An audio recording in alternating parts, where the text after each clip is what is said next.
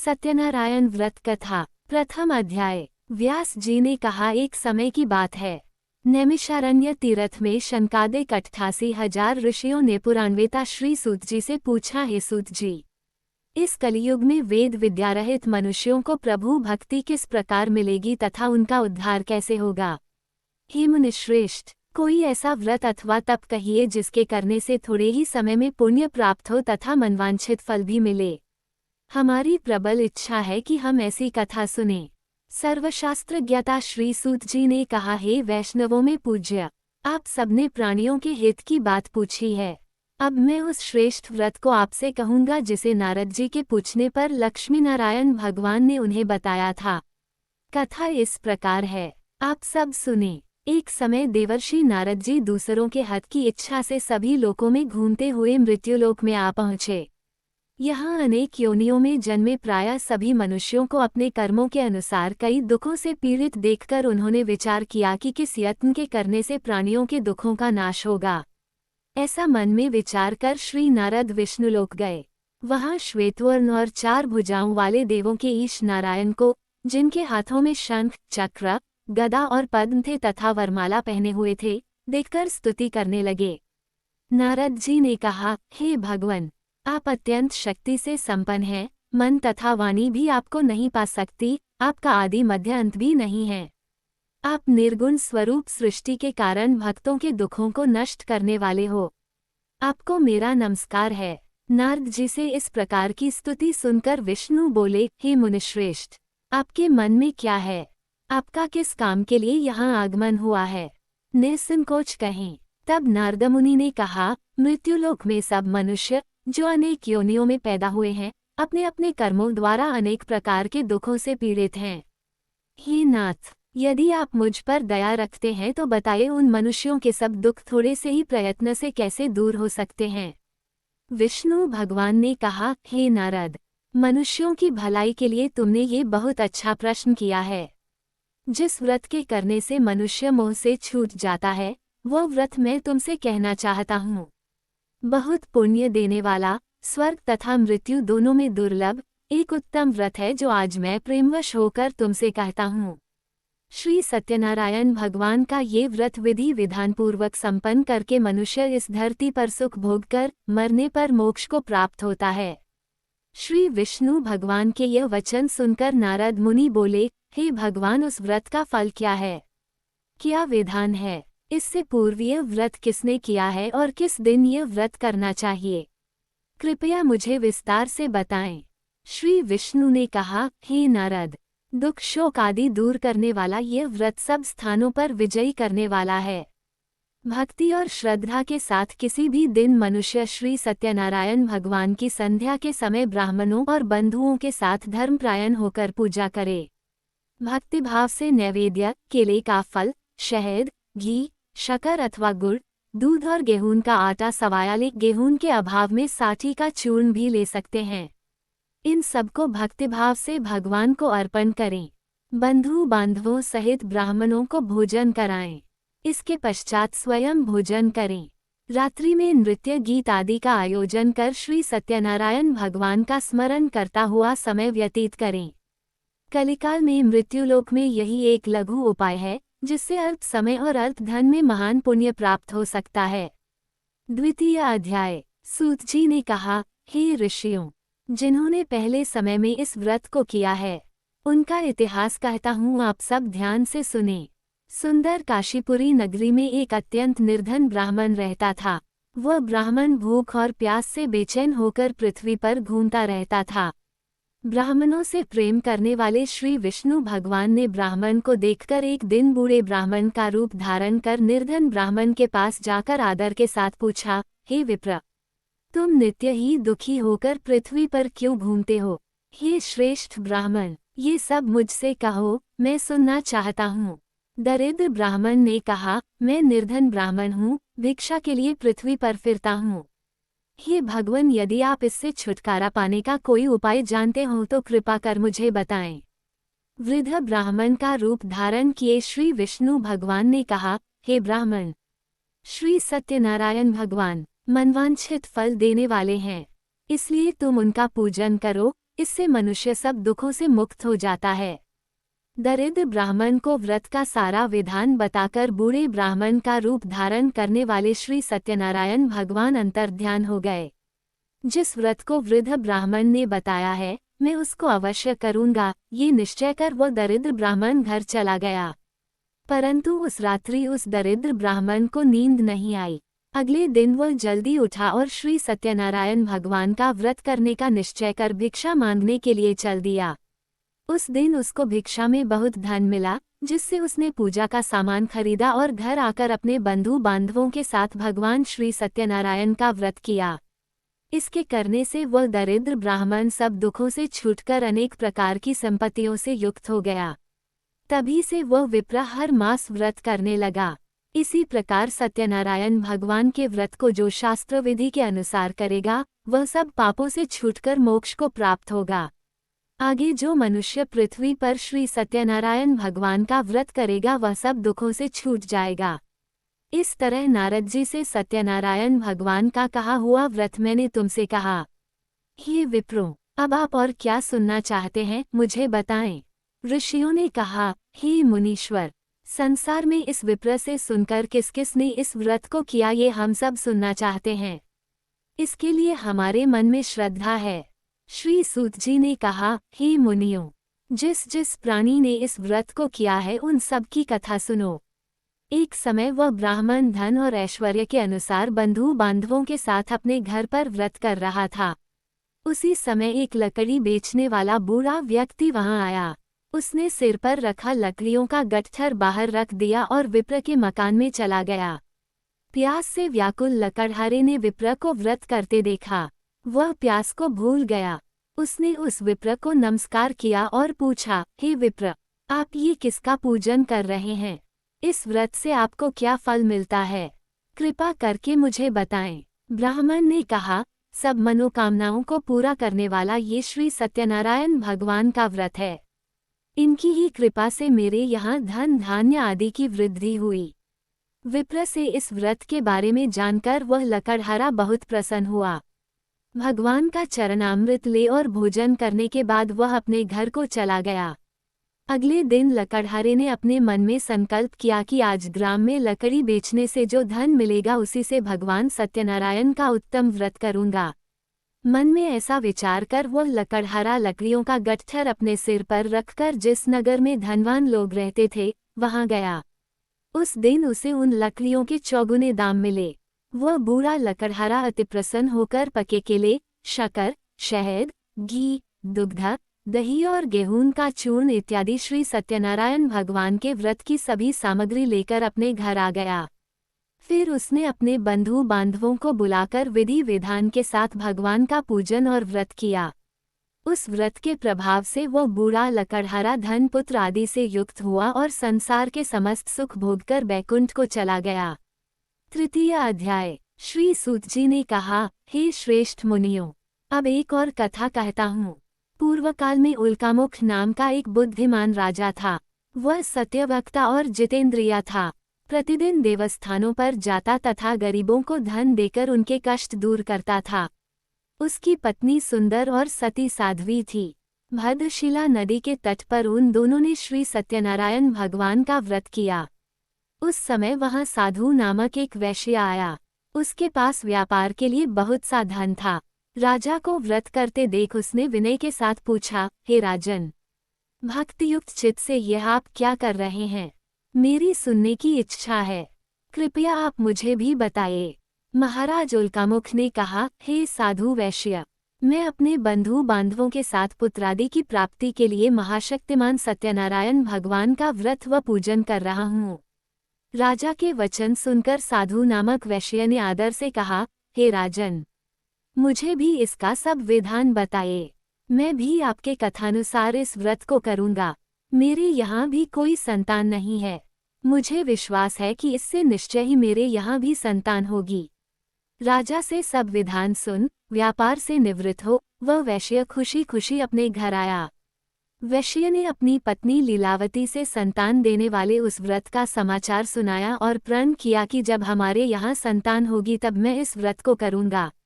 1 दिन उसकी पत्नी लीलावती सांसारिक धर्म में प्रवृत्त होकर गर्भवती हो गई। 10वें महीने में उसने एक सुंदर कन्या को जन्म दिया। कन्या का नाम कलावती रखा गया। इसके बाद लीलावती ने अपने पति को स्मरण दिलाया कि आपने जो भगवान का व्रत करने का संकल्प किया था, अब आप उसे पूरा कीजिए। साधु वैश्य ने कहा, हे प्रिय, मैं कन्या के विवाह पर इस व्रत को करूंगा। इस प्रकार अपनी पत्नी को आश्वासन दे वह व्यापार करने चला गया। काफी दिनों पश्चात वह लौटा तो उसने नगर में सखियों के साथ अपनी पुत्री को खेलते देखा। वैश्य ने तत्काल एक दूत को बुलाकर कहा कि उसकी पुत्री के लिए कोई सुयोग्य वर की तलाश करो। साधु नामक वैश्य की आज्ञा पाकर दूत कंचनंगा पहुंचा और उनकी लड़की के लिए एक सुयोग्य वणिक पुत्र ले आया। वणिक पुत्र को देखकर साधु नामक वैश्य ने अपने बंधु बांधवों सहित प्रसन्नचित होकर अपनी पुत्री का विवाह उसके साथ कर दिया। वैश्य विवाह के समय भी सत्यनारायण भगवान का व्रत करना भूल गया। इस पर श्री सत्यनारायण भगवान क्रोधित हो गए। उन्होंने वैश्य को श्राप दिया कि तुम्हें दारुण दुख प्राप्त होगा। अपने कार्य में कुशल साधु नामक वैश्य अपने जामाता सहित नावों को लेकर व्यापार करने के लिए समुद्र के समीप स्थित रत्नसारपुर नगर में गया। दोनों ससुर जमाई चंद्रकेतु राजा के नगर में व्यापार करने लगे। एक दिन भगवान सत्यनारायण की माया से प्रेरित एक चोर राजा का धन चुराकर भागा जा रहा था। राजा के दूतों को अपने पीछे आते देखकर चोर ने घबराकर राजा के धन को उसी नाव में चुपचाप रख दिया जहां वे ससुर जमाई ठहरे थे। ऐसा करने के बाद वह भाग गया। जब दूतों ने उस साधु वैश्य के पास राजा के धन को रखा देखा तो ससुर जामाता दोनों को बांधकर ले गए और राजा के समीप जाकर बोले, हम ये दो चोर पकड़कर लाए हैं, कृपया बताएं कि इन्हें क्या सजा दी जाए। राजा ने बिना उन दोनों की बात सुने ही उन्हें कारागार में डालने की आज्ञा दे दी। इस प्रकार राजा की आज्ञा से उनको कठिन कारावास में डाल दिया गया तथा उनका धन भी छीन लिया गया। सत्यनारायण भगवान के श्राप के कारण साधु वैश्य की पत्नी लीलावती व पुत्री कलावती भी घर पर बहुत दुखी हुई। उनके घरों में रखा धन चोर ले गए। एक दिन शारीरिक व मानसिक पीड़ा तथा भूख प्यास से अति दुखित हो भोजन की चिंता में कलावती एक ब्राह्मण के घर गई। उसने ब्राह्मण को श्री सत्यनारायण भगवान का व्रत करते देखा। उसने कथा सुनी तथा प्रसाद ग्रहण कर रात को घर आई। माता ने कलावती से पूछा, हे पुत्री, तू अब तक कहाँ रही व तेरे मन में क्या है? कलावती बोली, हे माता, मैंने एक ब्राह्मण के घर श्री सत्यनारायण भगवान का व्रत होते देखा है। कलावती के वचन सुनकर लीलावती ने सत्यनारायण भगवान के पूजन की तैयारी की। उसने परिवार और बंधुओं सहित श्री सत्यनारायण भगवान का पूजन व व्रत किया और वर मांगा कि मेरे पति और दामाद शीघ्र ही घर वापस लौट आएं। साथ ही भगवान से प्रार्थना की कि हम सबका अपराध क्षमा करो। श्री सत्यनारायण भगवान इस व्रत से संतुष्ट हो गए। उन्होंने राजा चंद्रकेतु को स्वप्न में दर्शन देकर कहा, हे राजन, जिन दोनों वैश्यों को तुमने बंदी बना रखा है वे निर्दोष हैं, उन्हें प्रातः ही छोड़ दो, अन्यथा मैं तेरा धन, राज्य, पुत्रादि सब नष्ट कर दूंगा। राजा से ऐसे वचन कहकर भगवान अंतर्ध्यान हो गए। प्रातःकाल राजा चंद्रकेतु ने सभा में सबको अपना स्वप्न सुनाया और सैनिकों को आज्ञा दी कि दोनों वणिक पुत्रों को कैद से मुक्त कर सभा में लाया जाए। दोनों ने आते ही राजा को प्रणाम किया। राजा ने उनसे कहा, हे महानुभावों, तुम्हें भावीवश ऐसा कठिन दुख प्राप्त हुआ है, अब तुम्हें कोई भय नहीं है, तुम मुक्त हो। ऐसा कहकर राजा ने उनको नए नए वस्त्राभूषण पहनवाए तथा उनका जितना धन लिया था उससे दूना लौटाकर आदर से विदा किया। दोनों वैश्य अपने घर को चल दिए। चतुर्थ अध्याय। श्री सूत जी ने आगे कहा, वैश्य और उसके जमाई ने मंगलाचार करके यात्रा आरंभ की और अपने नगर की ओर चल पड़े। उनके थोड़ी दूर आगे बढ़ने पर दंडी वेशधारी श्री सत्यनारायण भगवान ने उससे पूछा, हे साधु, तेरी नाव में क्या है? अभिमानी वणिक हंसता हुआ बोला, हे दंडी, आप क्यों पूछते हैं? क्या धन लेने की इच्छा है? मेरी नाव में तो बेल और पत्ते भरे हैं। वैश्य का कठोर वचन सुनकर दंडी वेशधारी श्री सत्यनारायण भगवान ने कहा, तुम्हारा वचन सत्य हो। ऐसा कहकर वे वहां से कुछ दूर जाकर समुद्र के किनारे बैठ गए। दंडी महाराजा के जाने के पश्चात वैश्य ने नित्य क्रिया से निवृत्त होने के बाद नाव को ऊंची उठी देखकर अचंभा किया तथा नाव में बेल पत्ते आदि देखकर मूर्छित हो जमीन पर गिर पड़ा। मूर्छा खुलने पर अत्यंत शोक प्रकट करने लगा। तब उसके जामाता ने कहा, आप शोक न करें, ये दंडी महाराज का श्राप है, अतः उनकी शरण में ही चलना चाहिए, तभी हमारी मनोकामना पूरी होगी। जामाता के वचन सुनकर वह साधु नामक वैश्य दंडी महाराज के पास पहुंचा और भक्ति भाव से प्रणाम करके बोला, मैंने जो आपसे असत्य वचन कहे थे उसके लिए मुझे क्षमा करें। ऐसा कहकर वैश्य रोने लगा। तब दंडी भगवान बोले, हे वणिक पुत्र, मेरी आज्ञा से तुझे बार बार दुख प्राप्त हुआ है, तू मेरी पूजा से विमुख हुआ है। साधु नामक वैश्य ने कहा, हे भगवान, आपकी माया से ब्रह्मा आदि देवता भी आपके रूप को नहीं जान पाते, तब मैं अज्ञानी भला कैसे जान सकता हूँ। आप प्रसन्न हुई, मैं अपनी सामर्थ्य के अनुसार आपकी पूजा करूँगा। मेरी रक्षा करो और पहले के समान मेरी नौक को धन से पूर्ण कर दो। उसके भक्तियुक्त वचन सुनकर श्री सत्यनारायण भगवान प्रसन्न हो गए और उसकी इच्छानुसार वर देकर अंतर्ध्यान हो गए। तब ससुर व जामाता दोनों ने नाव पर आकर देखा कि नाव धन से परिपूर्ण है। फिर वह भगवान सत्यनारायण का पूजन कर जामाता सहित अपने नगर को चला। जब वह अपने नगर के निकट पहुंचा तब उसने एक दूत को अपने घर भेजा। दूत ने साधु नामक वैश्य के घर जाकर उसकी पत्नी को नमस्कार किया और कहा, आपके पति अपने दामाद सहित इस नगर के समीप आ गए हैं। लीलावती और उसकी कन्या कलावती उस समय भगवान का पूजन कर रही थीं। दूत का वचन सुनकर साधु की पत्नी ने बड़े हर्ष के साथ सत्यदेव का पूजन पूर्ण किया और अपनी पुत्री से कहा, मैं अपने पति के दर्शन को जाती हूँ, तू कार्य पूर्ण कर शीघ्र आ जाना। परंतु कलावती पूजन एवं प्रसाद छोड़कर अपने पति के दर्शनों के लिए चली गई। प्रसाद की अवज्ञा के कारण सत्यदेव रुष्ट हो गए, फलस्वरूप उन्होंने उसके पति को नाव सहित पानी में डुबो दिया। कलावती अपने पति को न देख रोती हुई जमीन पर गिर पड़ी। नौक को डूबा हुआ तथा कन्या को रोती हुई देख साधु नामक वैश्य दुखित हो बोला, हे प्रभु, मुझसे या मेरे परिवार से जो भूल हुई है उसे क्षमा करो। उसके दीन वचन सुनकर सत्यदेव भगवान प्रसन्न हो गए। आकाशवाणी हुई, हे वैश्य, तेरी कन्या मेरा प्रसाद छोड़कर आई है, इसलिए इसका पति अदृश्य हुआ है। यदि वह घर जाकर प्रसाद खाकर लौटे तो इसका पति अवश्य मिलेगा। आकाशवाणी सुनकर कलावती ने घर पहुंचकर प्रसाद खाया और फिर आकर अपने पति के दर्शन किए। तत्पश्चात साधु वैश्य ने वहीं बंधु बांधवों सहित सत्यदेव का विधिपूर्वक पूजन किया। वो इस लोक का सुख भोगकर अंत में स्वर्गलोक को गया। पंचम अध्याय। श्री सूत जी ने आगे कहा, हे ऋषियों, मैं एक और भी कथा कहता हूँ, उसे भी सुनो। प्रजापालन में लीन तुंगाध्वज नाम का एक राजा था। उसने भगवान सत्यदेव का प्रसाद त्याग कर बहुत दुख पाया। एक समय राजा वन में वन्य पशुओं को मारकर बड़ के वृक्ष के नीचे आया। वहां उसने ग्वालों को भक्ति भाव से बंधु बांधवों सहित श्री सत्यनारायण का पूजन करते देखा, परंतु राजा देखकर भी अभिमानवश न तो वहां गया और न ही सत्यदेव भगवान को नमस्कार ही किया। जब ग्वालों ने भगवान का प्रसाद उनके सामने रखा तो वह प्रसाद त्यागकर अपने नगर को चला गया। नगर में पहुंचकर उसने देखा कि उसका सब कुछ नष्ट हो गया है। वह समझ गया कि यह सब भगवान सत्यदेव ने ही किया है। तब वो उसी स्थान पर वापस आया और ग्वालों के समीप गया और विधिपूर्वक पूजन कर प्रसाद खाया तो सत्यनारायण की कृपा से सब कुछ पहले जैसा ही हो गया और दीर्घकाल तक सुख भोगकर मरने पर स्वर्गलोक को चला गया। जो मनुष्य इस परम दुर्लभ व्रत को करेगा, श्री सत्यनारायण भगवान की कृपा से उसे धन धान्य की प्राप्ति होगी। निर्धन धनी और बंदी बंधन से मुक्त होकर निर्भय हो जाता है। संतानहीन को संतान प्राप्त होती है तथा सब मनोरथ पूर्ण होकर अंत में वह वैकुंठ धाम को जाता है। जिन्होंने पहले इस व्रत को किया, अब उनके दूसरे जन्म की कथा भी सुनिए। शतानंद नामक ब्राह्मण ने सुदामा के रूप में जन्म लेकर श्रीकृष्ण की भक्ति कर मोक्ष प्राप्त किया। उल्कामुख नाम के महाराज राजा दशरथ बने और श्री रंगनाथ का पूजन कर बैकुंठ को प्राप्त हुए।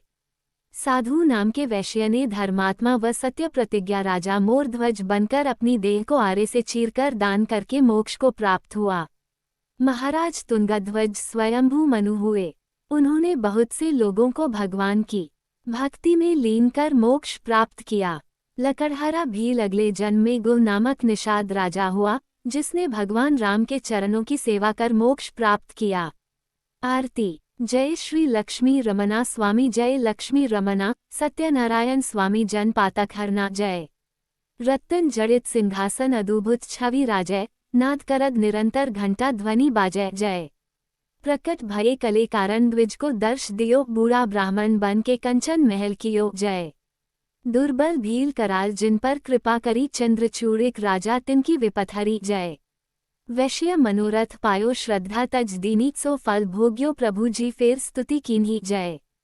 भाव भक्ति के कारण छिन छिन रूप धर्यो, श्रद्धा धारण कीनी जन को काज सरयो, जय। ग्वाल बाल संग राजा बन में भक्ति करी, मनवांछित फल दीना दीनदयाल हरि, जय।